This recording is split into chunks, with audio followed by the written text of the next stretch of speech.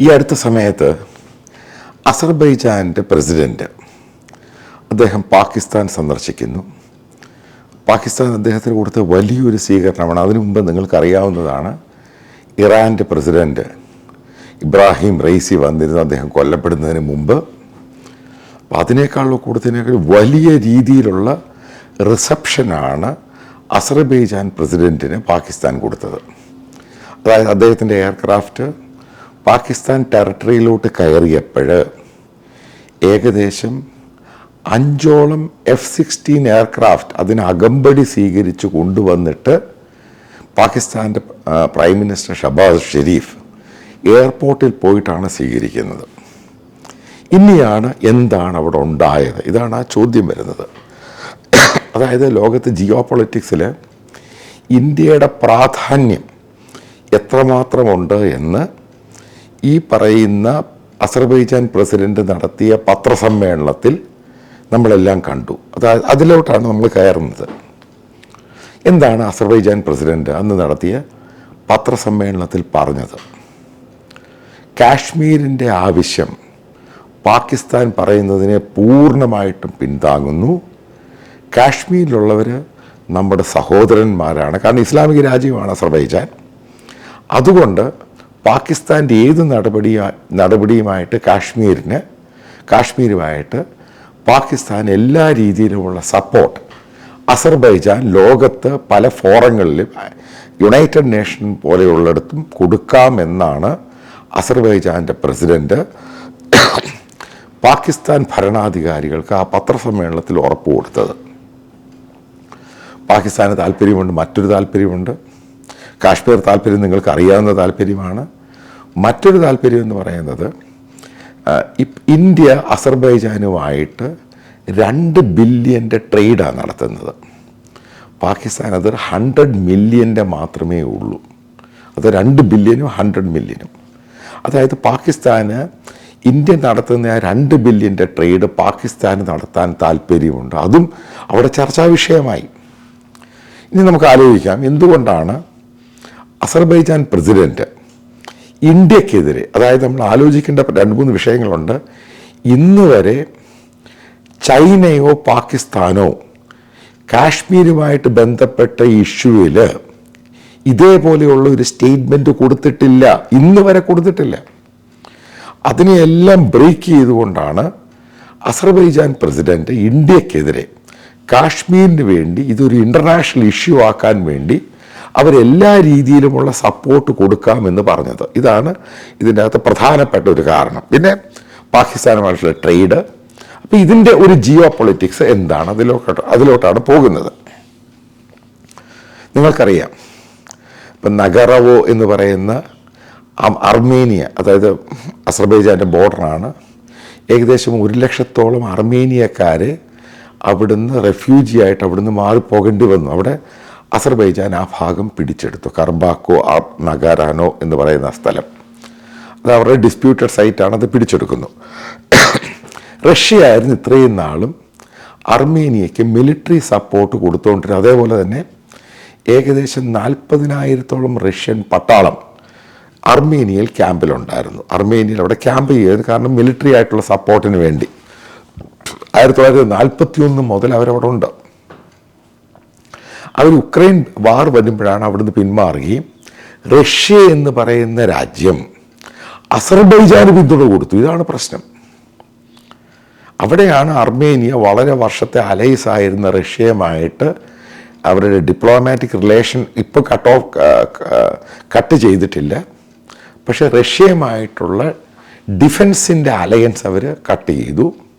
കാരണം അവർക്ക് ആരുമില്ലാതായി. കാരണം റഷ്യയുടെ കൂടായിരുന്നു ഇത്രയും നാൾ. ഉക്രൈൻ വാറിനെ പോലും പിന്തുണച്ചവരാണ്, റഷ്യയ്ക്ക് വേണ്ടി പിന്തുണച്ചവരാണ് അർമേനിയ. അതെല്ലാം മാറിയിട്ട് അർമേനിയ ആരുമില്ലാത്ത രാജ്യം എന്ന രീതിയിലോട്ട്, കാരണം അവിടെ പട്ടാളം വളരെ സ്ട്രോങ് ഒന്നുമല്ല. ആകെ 96,000 പേരേ ഉള്ളൂ അർമേനിയയിൽ പട്ടാളക്കാർ. ഈ ഒരു സമയത്താണ് ഇന്ത്യ, ഫ്രാൻസ്, ഗ്രീസ് തുടങ്ങിയ രാജ്യങ്ങൾ അർമേനിയയെ സഹായിക്കുവാൻ വേണ്ടി വന്നത്. മനസ്സിലാക്കണം, ഇന്ത്യ എന്ന് പറഞ്ഞ രാജ്യം ഏറ്റവും കൂടുതൽ മിലിറ്ററി വെപ്പൺസ് കൊടുക്കുന്ന രാജ്യമാണ് അർമേനിയ. അതാണ് പ്രധാനപ്പെട്ട പോയിന്റ്. അതായത് ഹൈദരാബാദിൽ ഒരു പ്രൈവറ്റ് കമ്പനി കൊടുക്കുന്നു, ഇന്ത്യ ഗവൺമെൻറ് ഡിഫൻസ് മിനിസ്ട്രി അവരുടെ ബ്രഹ്മോസ് കൊടുക്കുന്നു, പിനാക്ക എന്ന് പറഞ്ഞ മൾട്ടി ലോഞ്ചർ അത് കൊടുക്കുന്നു, ആമേഡ് വെഹിക്കിൾസ് കൊടുക്കുന്നു. ഇനി അതേപോലെ തന്നെ ഫ്രാൻസ് അവർ ആൻറ്റി മിസൈൽ സിസ്റ്റം കൊടുക്കുന്നു, അവരും ആമേഡ് വെഹിക്കിൾ കൊടുക്കുന്നു, ഇവരെ സഹായിക്കുകയാണ്. അപ്പോൾ ഇന്ത്യയാണ് ഏറ്റവും കൂടുതൽ എമേർജ് ചെയ്യുന്ന, ഏറ്റവും കൂടുതൽ സപ്ലൈ ചെയ്യുന്ന രാജ്യം. ഇത് ടർക്കിക്ക് ഇഷ്ടമല്ല. കാരണം ടർക്കിയും അസർബൈജാനും ഒരുമിച്ച് നിൽക്കുന്ന കാരണം രണ്ടും ഇസ്ലാമിക രാജ്യങ്ങളാണ്. കാരണം ടർക്കി അസർബൈജാൻ്റെ കൂടെ നിൽക്കുന്നു. ടർക്കിയും ഗ്രീസും തമ്മിൽ പ്രശ്നമുണ്ട്. അപ്പം ഇങ്ങനെ ഒരു ഫ്രാൻസ്, ഗ്രീസ്, ഇന്ത്യ ഇവ 3 രാജ്യങ്ങളൂടെ ചേർന്ന് അർമേനിയയെ പിന്തുണയ്ക്കുന്നു. ഇതാണ് അസർബൈജാൻ്റെ ഏറ്റവും വലിയ പ്രശ്നം. കാരണം അവർക്കറിയാം ഈ 3 രാജ്യങ്ങളൂടെ വെപ്പൺസ് കൊടുക്കുകയാണ്, ഇത് റഷ്യയെക്കാളിലും ക്വാളിറ്റിയുള്ള വെപ്പൺസാണ്. കാരണം ഗ്രീസിൻ്റെ ഇരിക്കുന്ന വെപ്പൺസ് അധികവും ഈ നാറ്റോ രാജ്യങ്ങളിലെ വെപ്പൺസാണ്. അതേപോലെ ഫ്രാൻസിൻ്റെ ഇരിക്കുന്ന നാറ്റോ ലേറ്റസ്റ്റ് വെപ്പൺസാണ്. ഇന്ത്യ ഇസ്രായേലുമായിട്ടുള്ള ടൈഅപ്പിൽ പല ആയുധങ്ങളും ഉണ്ടാക്കുന്നുണ്ട്, അതും കൊടുക്കുന്നുണ്ട് അർമേനിയയ്ക്ക്. ഇതാണ് സംഭവം. ഇതാണ് അസർബൈജാന് താങ്ങാൻ പറ്റാത്ത സംഭവമായിട്ട് മാറിയത്. അവർക്ക് അറിയാവുന്ന സംഭവം എന്ന് പറയുന്നത് ഇതേപോലെയുള്ള വെപ്പൺസ് വെച്ച് അർമേനിയ അസർബൈജാനെ അറ്റാക്ക് ചെയ്യുകയാണെങ്കിൽ അസർബൈജാൻ വാറിൽ തോറ്റുപോകും. ഇതാണ് പ്രശ്നം. അപ്പം അതിൻ്റെ പേരിലാണ് അസർബൈജാൻ പ്രസിഡന്റ് പറയുന്നത്, നേരത്തെ ഒരു സ്റ്റേറ്റ്മെൻറ്റ് കൊടുത്തു, ഇന്ത്യയും ഗ്രീസും ഫ്രാൻസും അർമേനിയയെ ഇതേപോലെ സഹായിക്കുകയാണെങ്കിൽ അവർ ഈ പറയുന്ന രാജ്യങ്ങളുമായിട്ട് അന്തർദേശീയ തലത്തിൽ പ്രശ്നമുണ്ടാകും, അവർ വാറിന് പോലും തയ്യാറാകുമെന്നൊക്കെയാണ് ആ പ്രസിഡന്റ് പറയുന്നത്. പക്ഷേ ഇന്ത്യ ഗവൺമെൻറ്റിൻ്റെ സ്റ്റാൻഡ് വളരെ ക്ലിയറാണ്. ഇന്ത്യ അർമേനിയയായിട്ട് അസർബൈജാന് ഡിപ്ലോമാറ്റിക് റിലേഷനുണ്ട്, വെപ്പൺസ് കൊടുക്കുന്നതിൻ്റെ ഭാഗമായിട്ട് എഗ്രിമെൻ്റ് ഉണ്ടായിട്ടുണ്ട്, അതേപോലെ തന്നെ പുറത്ത് പറയാത്ത ചില എഗ്രിമെൻ്റ് ഉണ്ടായിട്ടുണ്ട്. ഇന്ത്യൻ ഡിഫൻസ് അർമേനിയൻ പട്ടാളക്കാരെ ട്രെയിൻ ചെയ്യും. അതേപോലെ മറ്റൊരു പ്രധാനപ്പെട്ട പോയിന്റ്, അപ്പോൾ അർമേനിയയുടെ കയ്യിലിരിക്കുന്ന മുഴുവൻ റഷ്യൻ വെപ്പൺസാണ്. അവരുടെ ടാങ്ക് ആണെങ്കിലും ഇത് റീബറിഷ് ചെയ്യാൻ വേണ്ടി, കാരണം റഷ്യയുമായിട്ട് ബന്ധമില്ലാതായി, കാരണം ഇത് ചെയ്യാൻ അറിയാവുന്നത് ഇന്ത്യക്ക് മാത്രമേ ഉള്ളൂ. അപ്പം അതിൻ്റെയും കരാറിൽ ഒപ്പുവെച്ചു. ഏകദേശം ഉണ്ടാകാൻ പോകുന്ന അടുത്ത 3-4 വർഷത്തിനുള്ളിൽ ഏകദേശം 200 ബില്യൻ്റെ ട്രേഡായിരിക്കും ഇന്ത്യയും അർമേനിയയും തമ്മിൽ വെപ്പൺസിൻ്റെ കരാറിലുണ്ടാകാൻ പോകുന്നത്. ഇതാണ് ലേറ്റസ്റ്റായിട്ട് അറിയുന്ന സംഭവം. അപ്പോൾ ഇങ്ങനൊരു സന്ദർഭത്തിലാണ് അർമേനിയ ഇന്ത്യയുമായിട്ട് ട്രേഡ് ഉണ്ടാകുന്നു, റിലേഷൻഷിപ്പ് ബിൽഡ് ചെയ്ത്. കാരണം അർമേനിയയെ പൂർണ്ണമായിട്ട് സപ്പോർട്ട് ചെയ്യുവാൻ ഇന്ത്യ തയ്യാറാകുന്നു. അതേപോലെ ഇന്ത്യയുടെ ഏറ്റവും വലിയ ഡിഫൻസിൻ്റെ മാർക്കറ്റായിട്ട് അർമേനിയ മാറുന്നു. അതായത് ഹൈദരാബാദ് വെച്ച് UAV കാരണം അൺമാൻഡ് വെഹിക്കിൾസ് പോലും ഡ്രോൺസ് പോലും ഇന്ത്യയിലൊരു പ്രൈവറ്റ് കമ്പനിയാണ് അവർക്ക് സപ്ലൈ ചെയ്യുന്നത്.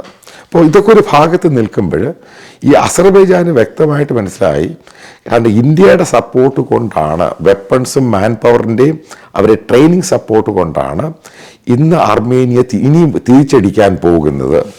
അതിൻ്റെ ഭാഗമായിട്ട് കാശ്മീർ ഇഷ്യൂ അതിന് അവർ പാകിസ്ഥാന് വേണ്ടി സപ്പോർട്ട് ചെയ്തു. ഇതാണ് ഇവിടെ ഉണ്ടായത്. അപ്പം ഇങ്ങനെ ഒരു ഗ്ലോബൽ ജിയോ പൊളിറ്റിക്സിൻ്റെ ഭാഗമായിട്ട് നടക്കുമ്പോൾ ഇന്ത്യയാണെങ്കിലും ഈ പറയുന്ന അസർബൈജാനെതിരെ അവരുടെ ഡിസ്പ്യൂട്ടഡ് സംഭവം, നമുക്കും അത് പറയാം, ഇത് അർമേനിയയുടെയാണ് എന്ന രീതിയിൽ തർക്കിക്കാം. ഈ പറഞ്ഞ ഫ്രാൻസ് തർക്കിക്കും, ഗ്രീസ് തർക്കിക്കും. കാരണം ഇപ്പം ഇന്ത്യയുടെ ഒരു പ്രാധാന്യത്തെ പറ്റിയാണ് ഈ പറയുന്നത്. നേരത്തെ ഇന്ത്യക്ക് ഇങ്ങനെ ഒരു പ്രാധാന്യം കിട്ടിയിട്ട്, കാരണം ഒരു രാജ്യത്ത് വെപ്പൺസ് കൊടുക്കുന്ന ഔദ്യോഗികമായിട്ട്, അപ്പോൾ ആ രാജ്യത്തിനോട് പറയുന്നത് ഇന്ത്യയുടെ ചില സംഭവങ്ങളുണ്ട്, അതിനുവേണ്ടി അവർ സപ്പോർട്ട് ചെയ്യണം. അതായത് UN സെക്യൂരിറ്റി കൗൺസിൽ മെമ്പർ ആകാൻ വേണ്ടി. കാരണം Pakistan United Nations security council member ആകാൻ വേണ്ടി ഈ ഇസ്ലാമിക രാജ്യങ്ങളിലൊക്കെ പിന്തുണയുമായിട്ട് പോകുന്നുണ്ട്. ഇപ്പോൾ ഒത്തിരി സംഭവമുണ്ട് ഇതുമായിട്ട് ബന്ധപ്പെട്ട്. പക്ഷേ ഇതിനായിട്ട് കൺക്ലൂഡ് ചെയ്യുന്നൊരു പാർട്ട് എന്ന് പറയുന്നത്, ഇന്ത്യ എന്ന് പറഞ്ഞ സ്വാതന്ത്ര്യത്തിന് ശേഷം ഈ പറയുന്ന 2 രാജ്യങ്ങൾ 3 രാജ്യങ്ങൾ, അതായത് ടർക്കി ആണെങ്കിലും അസർബൈജാൻ ആണെങ്കിലും അർമേനിയയുമായിട്ടുള്ള ഇവർ തമ്മിലുള്ള ഡിസ്പ്യൂട്ടും പ്രശ്നം വാറിനകത്ത് ഇന്ത്യയുടെ റോള് അതായത് ഒരു ജൈൻ്റ് റോളായിട്ടങ്ങ് മാറുകയാണ്. കാരണം ഇന്ത്യയാണ് അവിടെ തീരുമാനിക്കുന്നത് ഈ അസർബൈജാൻ നാളെ വാറിൽ ജയിക്കണോ തോക്കണോ.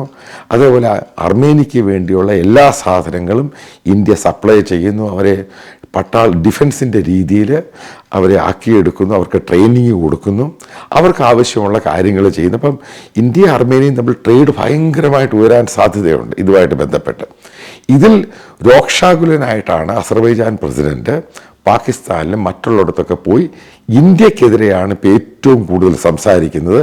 ഇതിലൊരു കാര്യം വ്യക്തമാണ്, ഗ്ലോബലി ഇന്ത്യയുടെ റോൾ എന്ന് പറയുന്നത് വളരെ വളരെ പിവറ്റലായിട്ട് മുന്നോട്ട് പോവുകയാണ്. ഒരു കാരണവശാലും അസർബൈജാൻ്റെയും പാകിസ്ഥാൻ്റെയും കാശ്മീർ ത്രട്ടിന് മുമ്പിൽ ഇന്ത്യ വഴങ്ങുകയില്ല എന്ന് വിശ്വസിക്കുന്നു. അതേപോലെ തന്നെ അർമേനിയ എന്ന് പറഞ്ഞ രാജ്യത്തെ സ്ട്രെങ്തൻ ചെയ്യേണ്ടത് അവിടുത്തെ ജിയോ പൊളിറ്റിക്സിനും ആവശ്യമാണ്. കാരണം ഒരാൾക്ക് കയറി അറ്റാക്ക് ചെയ്ത് ഇത്ര ആൾക്കാരെ പാലായനം അതിനൊരു സൊല്യൂഷൻ ഉണ്ടാക്കുക എന്നതാണ് ഇന്ത്യയുടെയും അൾട്ടിമേറ്റ് ആയിട്ടുള്ള ലക്ഷ്യം.